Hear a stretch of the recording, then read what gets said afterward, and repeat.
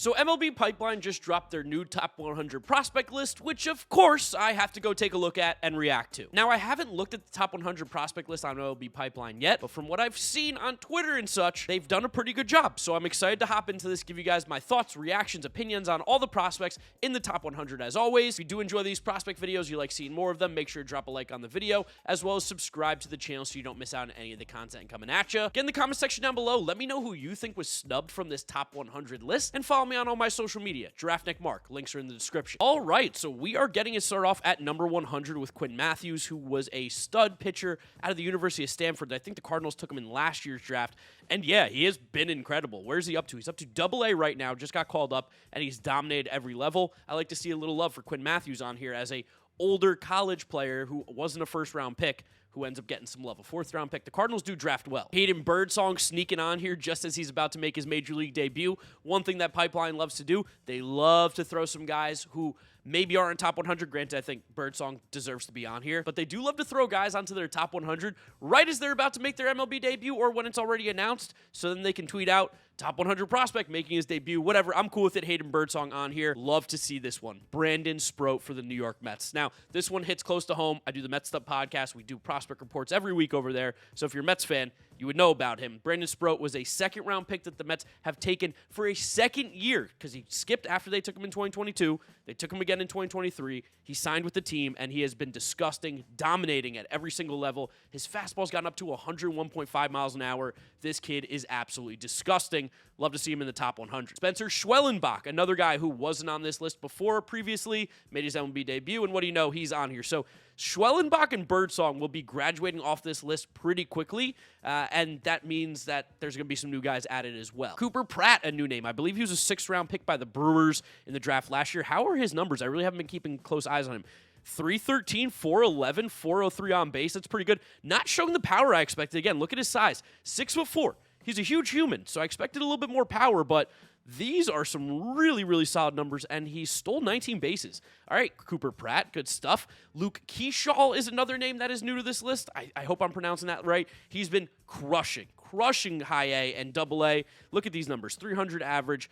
Getting on base at an almost 400 clip at AA is really good as a 21-year-old, showing a little bit of pop, too. Stealing bases, good plate discipline. Love to see that. McAble, number 94, Phillies prospect. He's been dropping, I feel like, on these lists as he's just not really been that consistent at AAA, but also AAA pitching is pretty just not real and doesn't matter. Luisangel Acuna, I'll be honest, I don't think he's a top 100 prospect. If I think his last name was Luisangel Smith, he would not be on this list. He's not really playing that well. Like a 700 OPS in AAA as a hitter is pretty bad. Now, he did get hot in the month of June, but I don't think he's a top 100 prospect. That's just my honest truth. Felnin Celestin, he's crushing it in rookie ball. They need to get him called up at some point. He is dominating there. Looks like he's too good. This was one of the most highly touted international prospects of the last international class in 2023. Yeah.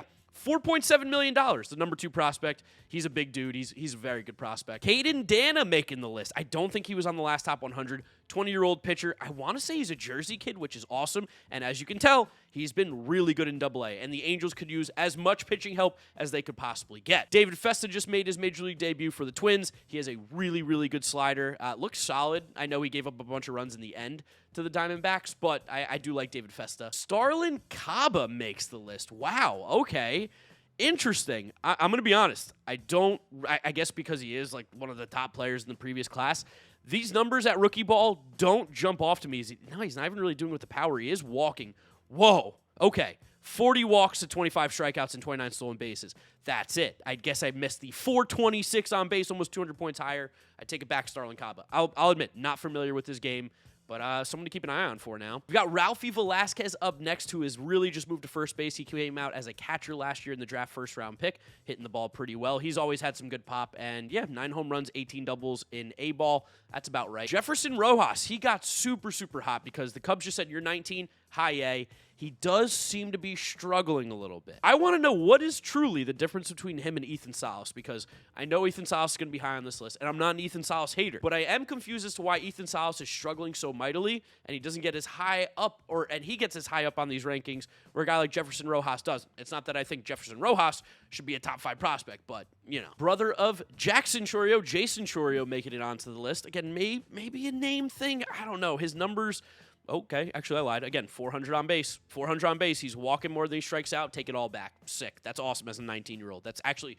so sick. Cam Collier. Now this one, I'm a huge Cam Collier fan, but he has struggled mightily at high A. Like, the power is there. The power is good, but he's not walking. He's striking out a ton. The numbers across the board are not great. I think he's a guy I'd probably leave off my top 100 right now, but not feeling great about that.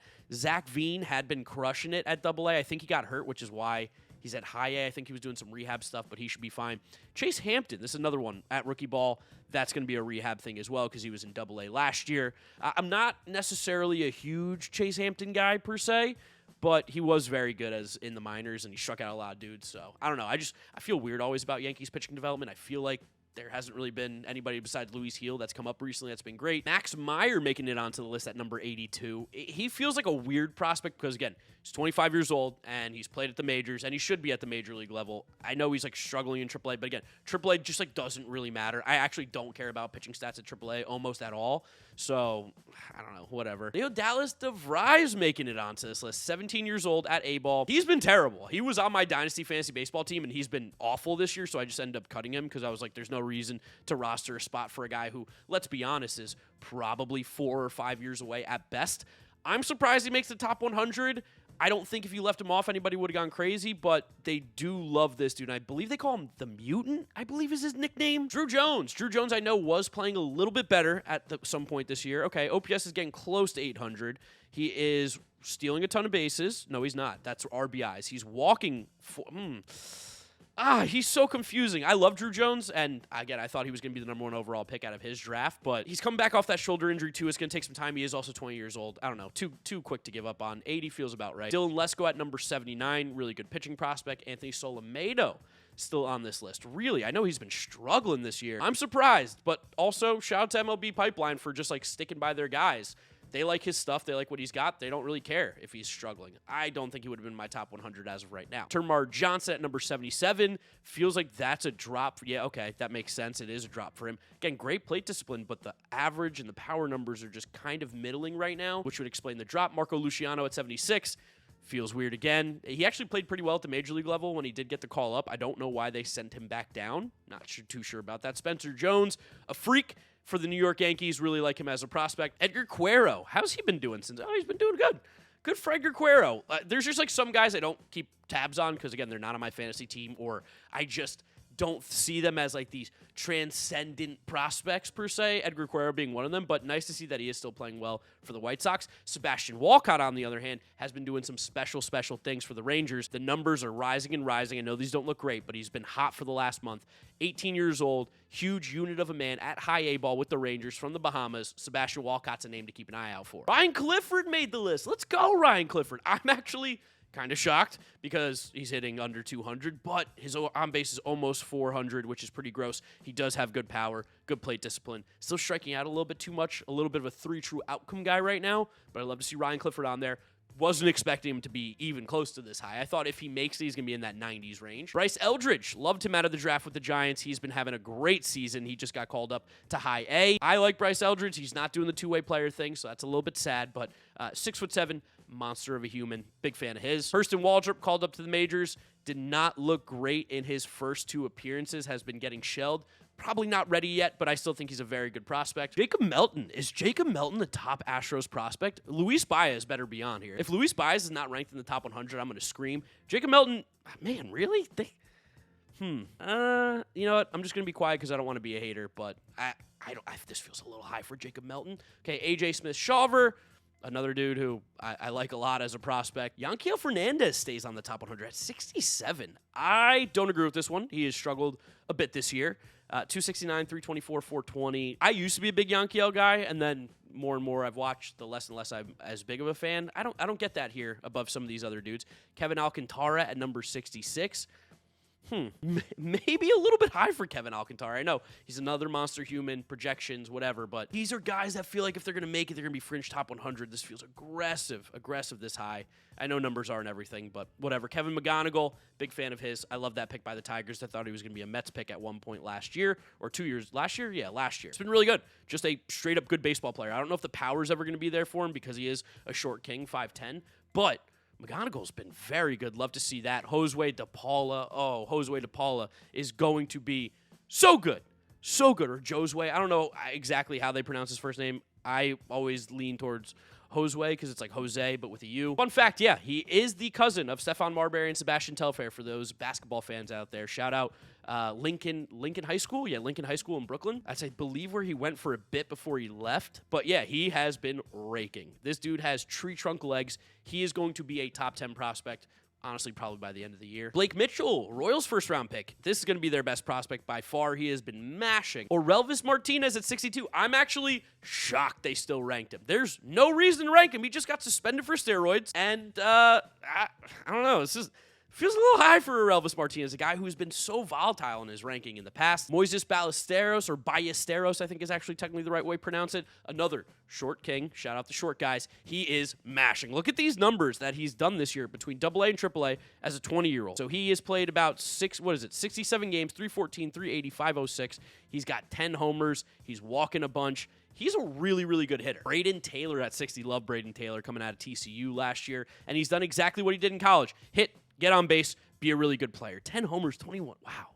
Braden Taylor's a stud. I might have to pick him up in my Dynasty League. Carson Wisenhunt at number 59. Really, really good Giants pitching prospect, along with Thomas White. Nice. I mean, I'm a Mets fan, so not nice, but nice to see some of these Marlins prospects that they've been taking over the draft the last couple of years doing better. Thomas White being one of them, 3.21 ERA. Jordan Beck at number 57. I like Jordan Beck. You know what? That's fine. I don't know. I probably, again, would have put him a little bit lower. I don't know if he's going to be a borderline top 50 prospect for me, but he was a stud out of the University of Tennessee. Justin Crawford flying up this list. I know people are super high on him. They've been loving his bat to ball. For me, still, ooh, he's got 5 home runs. Okay. Nope, that's different. He's got 5 home runs. That does help a little bit. I was always concerned with Justin Crawford's power. Again, big dude, but he just didn't really have a swing that led to a lot of successful outcomes for power. Tommy Troy at 55. I don't think Tommy Troy has really played much this year. Yeah, only 20 games.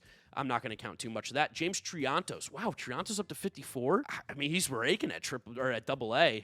Okay, James Triantos. I see you. Now this could be my favorite prospect in all of baseball. Lazaro Montes. I've been all over this guy since 2022. I've been a huge fan of his. He is baby Jordan. 6'3", 210. I think he's just simply bigger. And look at the numbers he's put up between high A and low A this year. And he's only, 19 years old? Okay, 313, 412, 530, 942, 14 homers, 15 doubles, 77 RBIs. He's walking a ton. Lazaro Montes, another guy like Josue DePaula, who I think should be a top 10 prospect by the end of the year. And I think in some more progressive fantasy baseball circles or baseball circles in general, those two guys are probably top 10 prospects. Bubba Chandler at number 52, the former football star.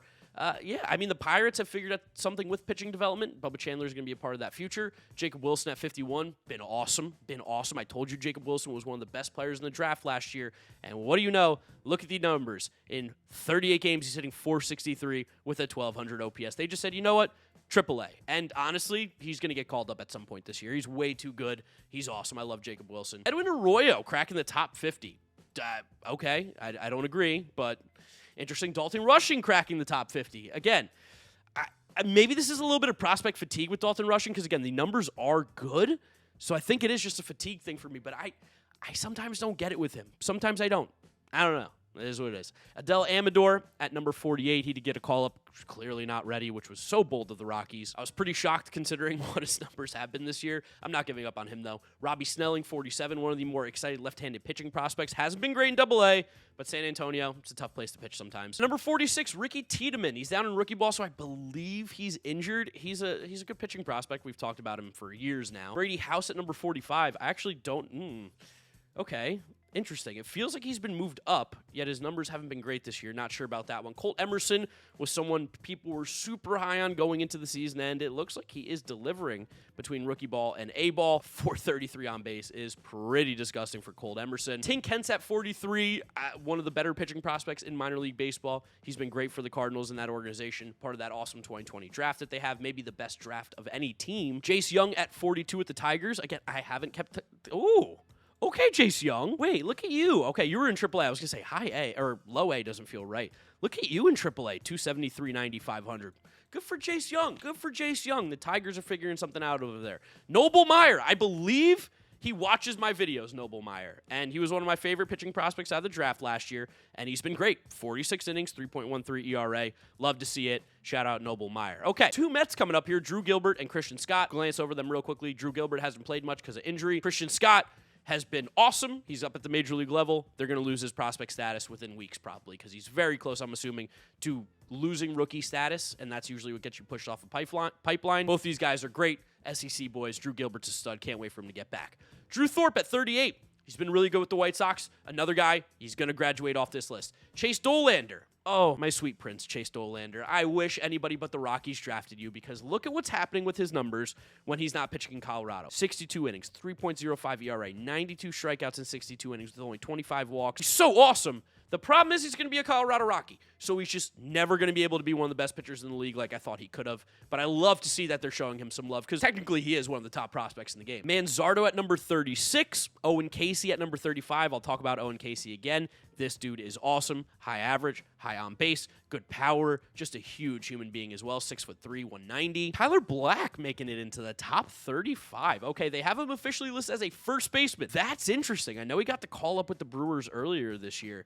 Are they just like, you know what? Don't worry about being a good athlete, playing multiple positions. First base is super interesting. Jacob Mizorowski, dominating Double-A as you'd expect. Some of the best stuff in the minor leagues in terms of pitching. Xavier Isaac making it into almost the top 30. Love to see that. He's got some of the biggest power in the minor leagues. He was a first-round pick back in 2022, I believe, right? 2022, a name that wasn't high on boards previously. Love to see that he's getting some shine here. Another New York Met, Jet Williams. Season's going to be lost due to injury. Jose Altuve type build. That's what you like about Jet Williams. Matt Shaw at number 30 for the Chicago Cubs was so good in his first year. I think he's cooled off a little bit at Double-A, but still doing a lot of stuff that you like. Getting on base, hitting the ball hard, stealing bases. At number 29, Chase DeLauder. Now, granted, the numbers haven't been great, and of course, it's Chase DeLauder. He's been dealing with injuries, but this guy has the ability to be a very special outfielder if ever healthy. Aiden Miller at number 28. This was a dude who fell in the draft because of some injury concerns last year. Emmanuel Rodriguez. Oh, God, I love Emmanuel Rodriguez. Look at these numbers. 37 games, almost a 500 on base, an OPS at 1,100.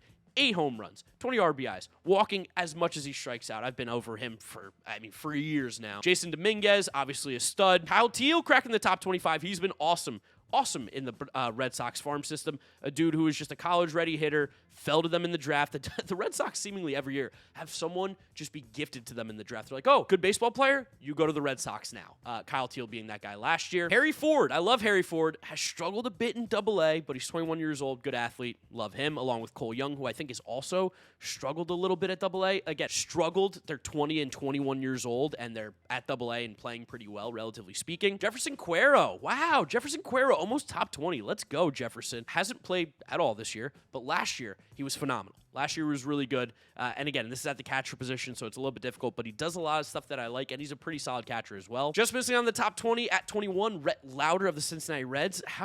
I guess he's been not particularly great. No, not great at Double-A, dominated High A. Just going through the growing pains, I'm sure.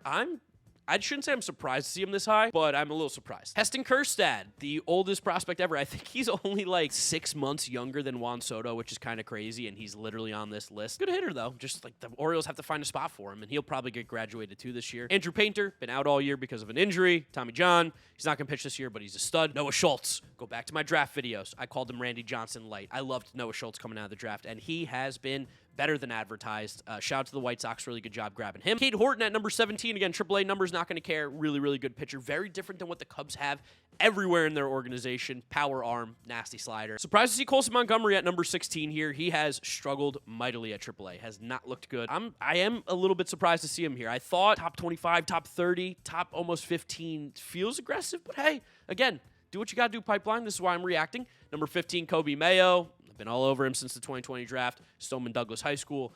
Just so much power out of this kid. The Orioles need to find a spot for him. Look at what he's doing in AAA. He has 1,000 OPS. He's got 20 home runs and 17 doubles. Like, come on already. Get this guy up. Number 14, Roman Anthony. Just went under the radar a couple years ago in the draft, and he's just been really good. The numbers have been getting better as the season's been going on. Big fan of his on my Dynasty Fantasy Baseball team. Brooks Lee at number 13. Got to imagine Brooks Lee is going to get a call at some point, right? Because he's just dominated every single level he's been at. He's shown great plate discipline. He's a good fielder. Like, why not play him at second base? Why not try him out there? I feel like the Twins at second base have been kind of going crazy. No, Correa is not going anywhere, but you got to find a spot for Brooks Lee at some point. Wow, Samuel Basallo, just outside the top 10. Double-A. I mean, he's, 19 years old in Double-A, and he's having a really good year as a 19-year-old. Almost 800 OPS. Getting on base, hitting home runs, the kind of stuff you love to see. Just missing on the top 10, Jackson Jobe. We got a pair of Tigers here. Max Clark and Jackson Jobe at number 10 and 11. I actually looked into Max Clark the other day, again, looking at Dynasty Fantasy Baseball stuff,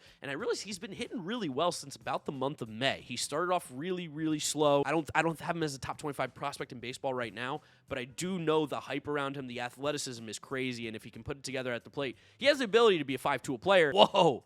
Carson Williams, was he in the top 10 before? Why am I feeling like maybe he was, but I'm also thinking that maybe he wasn't? Carson Williams has been raking, Double-A. He's going to be the future shortstop of the Tampa Bay Rays because their other guy got arrested for being a pedophile. Yeah, stud. Just good numbers all around. Jordan Lawler at 8. Is he actually back? Oh, man, when are they going to call him up? How much longer are they going to rock with Geraldo Perdomo and Kevin Newman? Get Jordan Lawler up, please. Marcelo Meyer, those two guys back-to-back in the draft back in 2021. I can't wait for Marcelo Meyer to get called up. I've been sitting on such an expensive baseball card of his for so long, and I'd love to sell it. Marcelo Meyer has been awesome. I mean, 307, 850, playing good defense at shortstop, showing 7 home runs, 25 doubles. Love Marcelo Meyer. Ethan Salas at 6. Okay, this is what I was talking about. Again, 18 years old.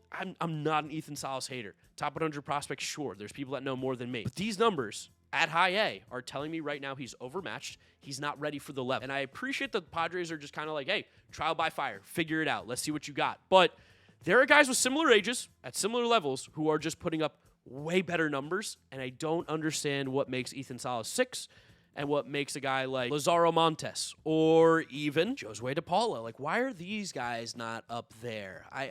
It feels like a little bit of hype beast stuff. That's all I'm going to say. But Ethan Salas, talented player. Walker Jenkins, top 5. Love to see that. Walker Jenkins is just so good. He's so good. Continues to mash. Power's going to come for sure. He's too big to not hit for more home runs. Dylan Cruz at number 4. He's actually not been that good in the minors, which is weird to say. Apparently, there's some rumblings that there might be some issues with Dylan Cruz's promotion and people in the Nats organization and outside. I don't know. There's stuff going on with Dylan Cruz that's a little frustrating, a little bit noisy right now. The numbers have just kind of been okay. He is a top 10 prospect for sure because I thought he was going to be the number 1 pick last year, but hasn't been as strong as you would hope, like Wyatt Langford and Paul Skeens, but he'll probably be called up by the end of the year. Junior Caminero, still shocked the Rays haven't called him up yet. I know he's dealt with some injuries this year, so maybe they're just waiting for him to get healthy, and I guess his numbers at AAA are good, but not good enough, and I don't know. They really want to play Ahmed Rosario and Jose Caballero over this guy? I don't know. I don't get it. James Wood just got called up. I put him in my top 10 players 5 years from now, TikTok and short that you guys saw. I'm just such a huge James Wood fan. He'll be off this list in a couple weeks because he's disgusting. And Jackson Holliday, of course, at number 1 as the top prospect. I think he's struggled a little bit since going back to AAA, but seems like he's figured it back out, 900 OPS. Don't take that rough patch at the major league level as Jackson Holliday's a bust. I don't think anybody is, but in case you were, stop it. Jackson Holliday's a stud, best prospect in baseball. Totally agree. So yeah, while I don't agree with Pipeline on everything, I do think that their lists continue to get better. And one thing that's so important is make these lists updated every month, whatever it is. This seems to be the only thing you guys do over at Pipeline is talk about prospects. Give us all the information you have. I hope that my reaction to today's top 100 rankings helped you guys out. If not, I don't know. Sorry. Remember, if you guys do enjoy the prospect talk, make sure to drop a like on the video. Best way to show your support, as well as subscribe to the channel so you don't miss out on anything coming at you. Let me know in the comment section down below, who do you think was snubbed? I can't believe there's no Luis Baez on here. That, to me, is absolutely insane. Follow me on all my social media, at GiraffeNeckMarc. Links are in description. And that's where I'll wrap up today's video. You guys know the drill from here on out. YouTube recommends you watch this video. This is my most recent upload, so click through those if you have not yet seen them. Thank you guys for watching. I'll catch you on the next one.